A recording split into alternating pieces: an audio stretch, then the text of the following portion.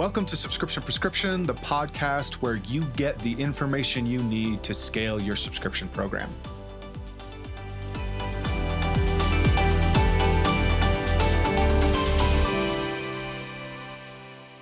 Hello and welcome to another dose of Subscription Prescription. I'm your host, Matthew Holman. This is the podcast where we help you figure out everything related to D2C subscriptions. This is a special episode. Today, I'm going to be talking a little bit more about my business, the work that we do, and our audit process. My goal of this episode is twofold. One, that you will think of a few things to go look at your business so that you can find some opportunities for improvement. But two, so that you can learn a little bit more about our methodology, and that if you're interested, I've got a special offer for you at the end of this episode so that you can have our subscription prescription team, including myself, run an audit on your brand. Okay, audits. Something we hear about all the time, email audits, ad audits. If you've ever talked to an email agency or an ad agency, that's one ways that we like to get our foots in the door. From a retention side of things, our agency is 100% focused on subscription brands and subscription best practices. For those of you that are a little bit new, I can give you a very quick rundown. We look at the acquisition funnel, so we don't touch the ads or the content piece. We pick up where people hit the product page or landing pages, your offer structure, and we go downstream from there. How people are being upsold or cross-sold to, how you're being onboarded, what the subscription platform looks like, unboxing, all of those touch points, and how people are managed through all of that. That's what our agency focuses on. We have retainer clients. We have clients that come to us for projects, and we have a lot of people that come to us for our audit process. This is a paid service. Essentially, we look at everything in your program from a data standpoint and an experience standpoint. We give you this full rundown of everything about that is going on in your business, and then we make recommendations on things that need to be updated or changed, right? So for example, if you have a weak onboarding email series, or we'll make suggestions related to your offer structure and how you're selling to people, your cancellation flows, billing reminders, things like that. So it's a huge report. It's 50 plus pages. I'll have a link in the show notes to an example of what one of these looks like, but I also have some other free content for you. Since I am being a little salesy in this week's dose, I'm going to have a checklist, an audit checklist of all the questions that we run through in our audit process in the show notes as well, so that you can see that and use that as a worksheet at home. So first of all, when we're talking about audits, how I like to think about it and how our team likes to think about it is we try to create a little bit of a story. So data is kind of meaningless without a story attached to it, right? And so there are a few different types of brands that come to us from an audit standpoint. We do work with smaller brands that are kind of new, trying to figure things out. They're looking to get maybe fundamentals or a roadmap for themselves of what they should be focusing on. But a lot of the audits are people that have at least, a couple thousand subscriptions or more, and they're trying to figure out what they need to optimize and what they need to focus on, right? And so here's the hard part, is that as a brand, you probably don't have necessarily the clearest picture of whether you have strong or weaker retention. Maybe you hear from some brand who's got like 80, 90% month over month. They sound amazing. How do I get to that? Well, that's an outlier. Or you hear from somebody where they're 40, 50% month over month. And that's another outlier. Most people are somewhere in the middle in between those two things. But when we're talking about story, I like to think of kind of break it down into a couple of different examples. So out of a lot of the brands that we work with, they are either average to strong on acquisition, but they're weak on retention. They are average to strong on acquisition, and they are strong on retention, or they are weak on acquisition. And now I don't mention if they're strong or weak on retention, because the hard part with the business is even if you're really good at retention, but you're weak at acquisition, your business is stalling, right? So when we look at brands that are weak on acquisition, it's really all about improving acquisition. Now, for the first example, if you're a brand that feels like you've got acquisition starting to roll, it's starting to work, maybe it's working really, really well, but retention is weak, this is what you want to start evaluating within your program. One of the first things that we like doing is starting to test bulk options on the acquisition side. If you've already got traffic coming to the page, start testing bulk options where people can buy like 3 months or 6 months supply at one time. This is actually going to help a lot of your AOV. It can often increase your conversion rates as well. But the beauty is that it kind of start locking people into like 3 months or 6 months when they buy bulk like that. And those types of subscribers always renew at a higher rate than monthly. So a 3-month subscription is going to have a higher retention rate at a monthly that went 3 months. I have yet to see the opposite of that.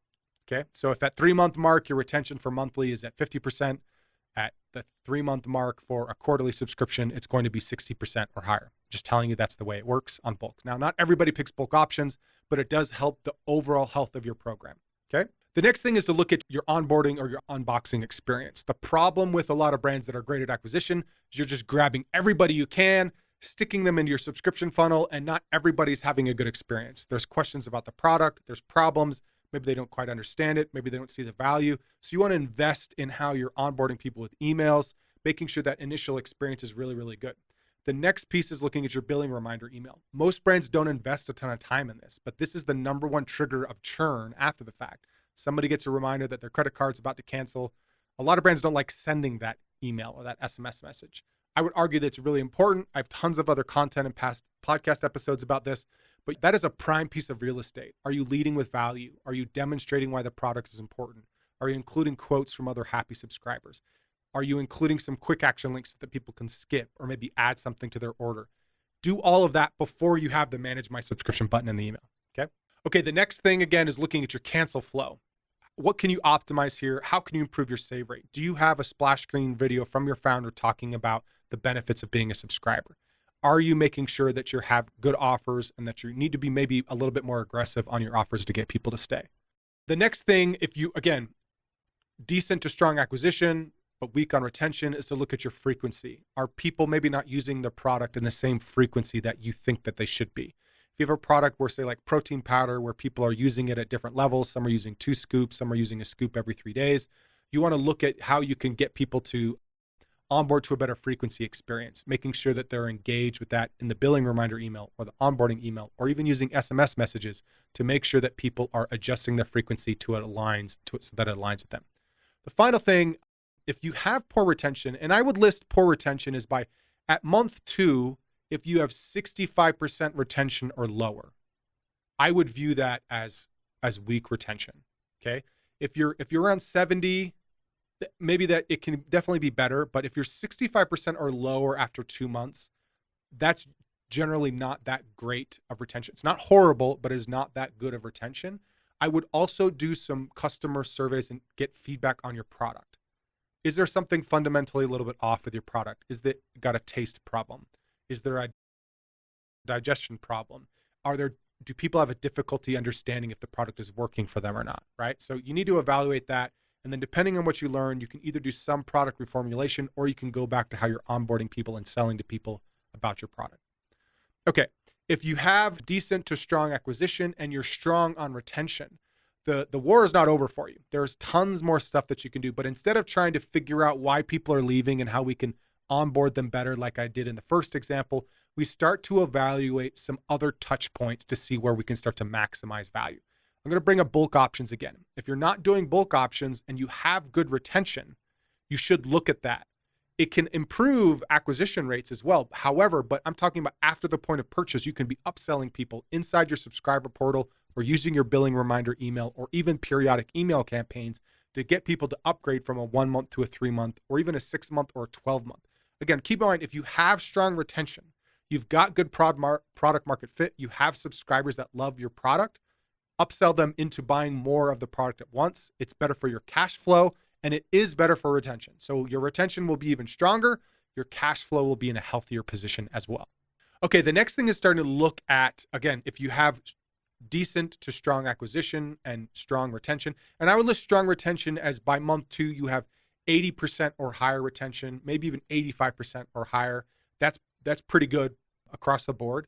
You also should be looking at your cross-sell experiences. So like at the point of purchase, maybe not in the first month, but after the first month, are you introducing people into other products? If you don't have other products, you need to develop other products. If you've got a hero product that retains really well, you've got to develop some other products that you can start marrying that product with just to expand the value you're getting from those subscribers.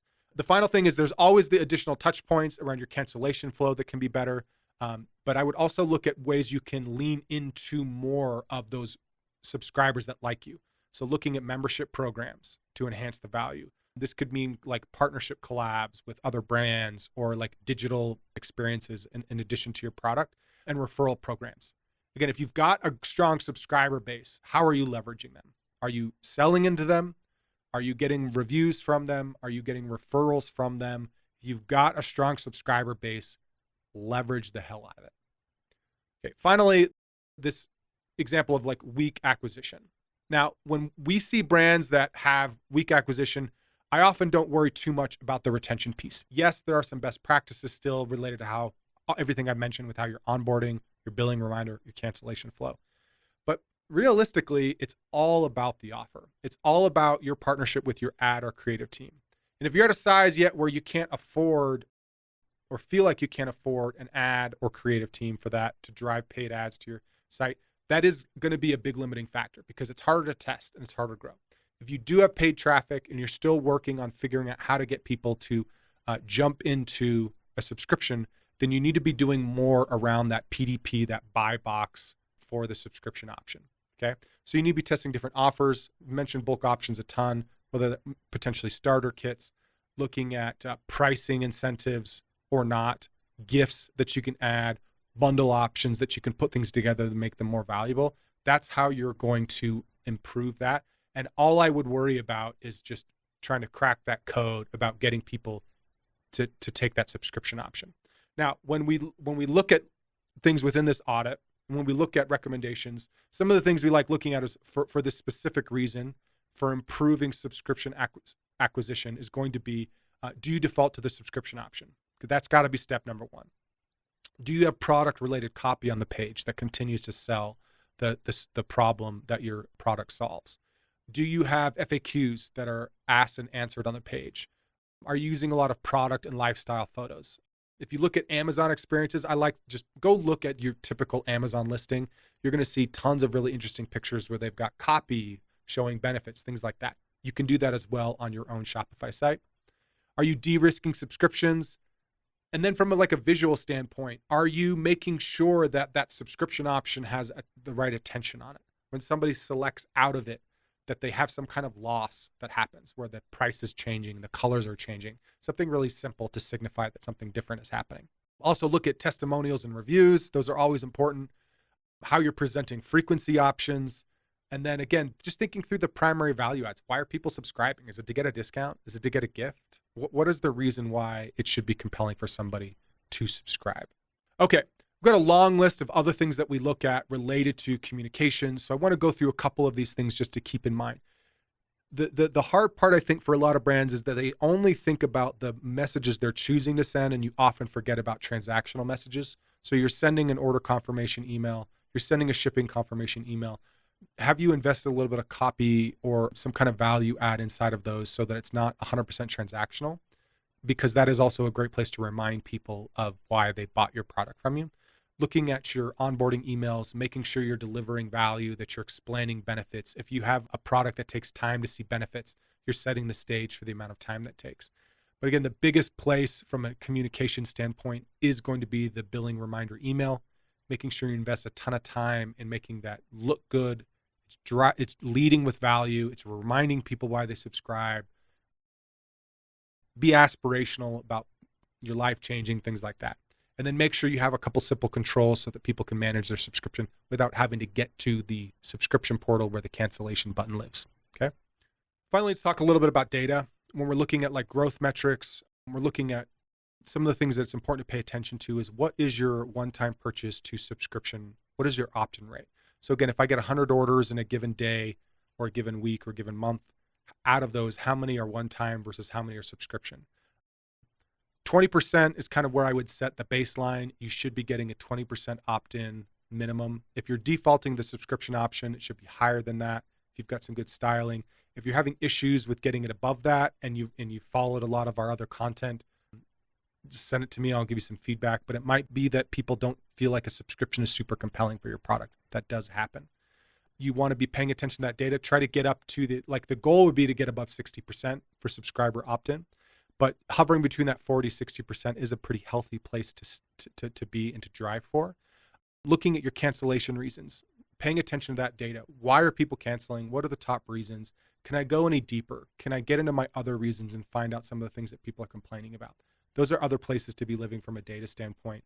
We also like looking at some data related to how many subscribers are first-time purchasers or not. That's always an interesting thing. If you have a pretty decent rate of people that are picking subscriptions that have never bought from you before, then you're doing something right related to your ad and your offer of getting people in the door. If you're not, that's okay. Not everybody is that good at that. You can rely on retention marketing to get people back in the door, but that is something to be paying attention to. From a churn rate standpoint, I would say that trying to get to below 10% month over month average churn is a goal if you're above that. Once you get under into single digits, it's a little bit harder to keep moving that needle down, down, down. Obviously, you want to keep going down. But a lot of brands that we look at are in the 14, 15, 16, maybe even 18% monthly churn. And so you see that that's happening. It's often a result of a lot of these different touch points that have not been optimized, and that you want to work on that to get that churn rate down below 10%. Okay, as we wrap up, I want to remind you that I'm going to have our big subscription audit checklist that'll be available to you. We have some more content we're developing for the future around some guides and some visual best practices that we can get into another day.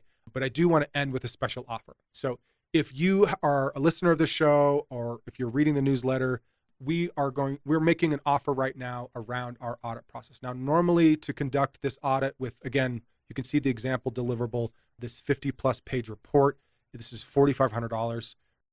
Something I want to offer just to my audience alone. So you need to make sure you tell me that you're an audience member of Subscription Prescription, that we are going to throw in a free cancel flow optimization on top of that. So the normal audit would just point out some things you can improve the cancellation flow around. If you take the audit right now, our team will also go in and make those changes, develop and improve, looking at all those cancellation reasons, and make sure that your cancellation flow is as top-notch as it can be. So there's a special offer to anybody in here. If you're interested in that, again, we'll have a link to a form that you can book time with me to learn more about that. Again, I'll have a ton of content in the show notes, so make sure that you pay attention to those. And for those of you that have been following along for all this time, I'm just really excited to continue to roll out more and more value for everybody as our business continues to grow as well, and as we continue to try to help everybody figure out subscriptions. That's the point of this show. Thank you for listening, for watching. Stay tuned to next week for another dose of Subscription Prescription. That's it for today. Thank you for tuning in. Please subscribe so that you can get notified when new episodes come out each week on Tuesdays.